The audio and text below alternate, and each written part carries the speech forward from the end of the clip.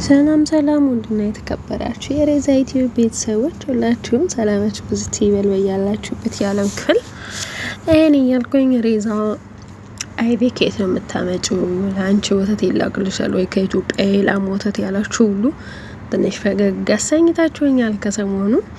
እኔ ይኸው እንደምታዩት ከዚህ ከለበን የሚባል ነገር ነው የምሰራው። ፍሬሽ ለበን የሚባል የላሞች ቅቤ ወጣለት አጓት ውስጥ ተገዝቶ ነው። ያው ይሄ 13 ድርሃም ነው የገዛሁትኝ እኔ ገዝቼ ነው። እና እንደምታዩት በ2000 ሙቀት ላይ አርጌ ጥጃለሁ። ድስቱን ከጣድኩት በኋላ እንደምታዩት እንግዲህ ለበኑን ከውስጥ ጨመርኩት ማለት ነው።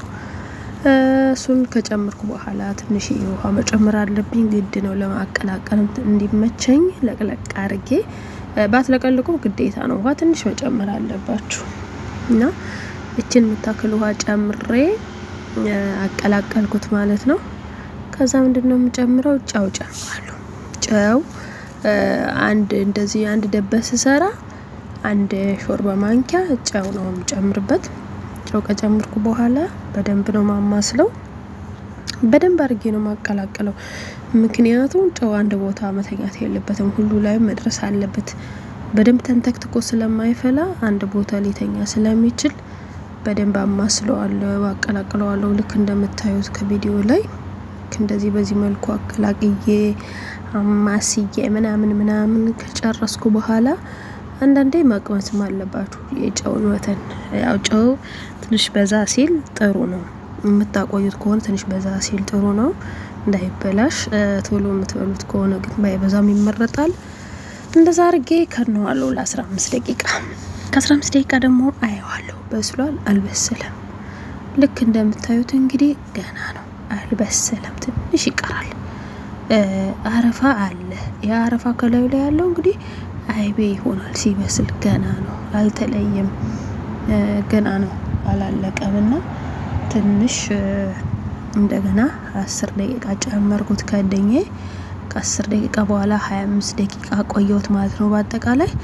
ከ25 ደቂቃ በኋላ ደግሞ እንደገና ከፍቼ አየዋለሁ። ልክ እንደዚህ ማለት ነው። ይኸውላችሁ በስሏል። አሁን ከበስሏል 10 ደቂቃ ቀዘቅዘዋለሁ አውጥቼ ከሳቱ። ከዛ ካቀዘቀዝኩ በኋላ እንደዚህ ጠለል ሲልልኝ አይቤነቱን ሲረጋገጥልኝ ወንፊት ያለ ጭልፋ አምጥቼ ማንኪያ አንጥቼ እዚህ እንደምታዩት በፎቶ ላይ እንደምታዩት በቪዲዮ ላይ እንደምታዩት አነሳዋለሁ ማለት ነው።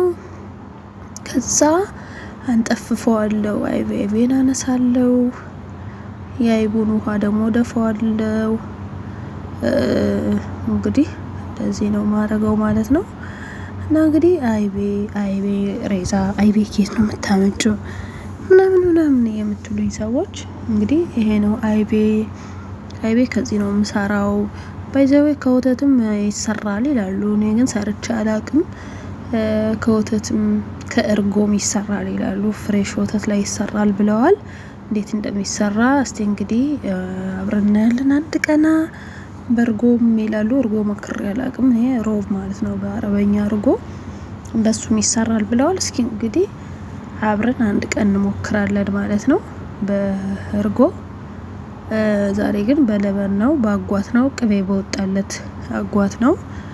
እስኪ ደግሞ እንደተባለው በእርጎ በወተት እንዴት እንደሆነ ደግሞ አብረን አንድ ቀን እንሰራለን። እንግዲህ አይቤ ይሄን ይመስላል ማለት ነው። እንደምታዩት ለዚህ ቻርጌ አይቤን ልቅም አርጌ አውጥቼ ፍሪዝ ከታለው ማለት ነው። ትንሽ ቀዝቀዝ እንዲልልኝ አይቤ ትንሽ ቀዝቀዝ ሲል ጠንቀርም ይላል ማለት ነው።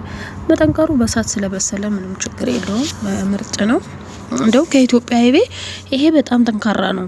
እውነት ለመናገር እኔ አይቤ ያወጣ ነበር። ኢትዮጵያ ያለው ከብቶች ነበሩን። አይቤ በደንብ አወጣ ነበር። መቼም አገው ምድር ላይ ከብት አይጠፋም፣ ወተት አይጠፋም፣ ህልብ ነው አይጠፋም። እና እንደዚህ ነው የዚህ ሀገር ትንሽ እንደውም ተንቀር ይላል፣ ሲበላ ራስ ከች ይላል። የኛው ደግሞ መሰስ ይላል። የዚህ ሀገር ነው ከች ይላል፣ ጥንቃሬ ያለው ማለት ነው። እንግዲህ እንደምታዩት እንደዛ አርጌ አይቤን አጥቻለሁ። ቅቤ የምትፈልጉ ከላዩ ላይ ቅቤ ነስነስ ማድረግ ትችላላችሁ። ቅቤ የማትፈልጉት እንደኔ እንደዚህ በነጭ ከሆነ እንደዚህ በነጭ አድርጋችሁ ፍሪጅ ውስጥ ከታላችሁ። ትንሽ እንግዲህ አይቤ በጎመን፣ አይቤ በዶሮ ወጥ፣ አይቤ በቀይ ወጥ፣ አይቤ በፈለጋችሁበት አይቤ ይበላል። እኔ በሽሮ ራሱ ወዳለሁ። ማርያምን ቅቤ ባለው ሽሮ በጣም ነው የምወደው። እኔ አይቤ ተለይቶኝ አያውቅም፣ ፍስክ ሲሆን ማለት ነው። እና ይሄን ይመስላል ማለት ነው የአይቤ አሰራር። ከወደዳችሁት ሼር፣ ላይክ፣ ኮሜንት፣ ሰብስክራይብ በማድረግ አበረታቱኝ እላለሁ። ስለምታበረታቱኝ ሼር፣ ኮሜንት፣ ላይክ፣ ሰብስክራይብ ስለምታረጉኝ፣ ኮሜንት ስለምታረጉልኝ ደግሞ በጣም አመሰግናለሁ። ክበሩልኝ። አሁንም እንደምታበረታቱኝ ተስፋ አደርጋለሁ። ይሄን እያልኩኝ የቢመጣው አዲስ አመት እንግዲህ መልካም ባህል ይሁንልን ለሁላችን እላለሁ። ቻው ባይ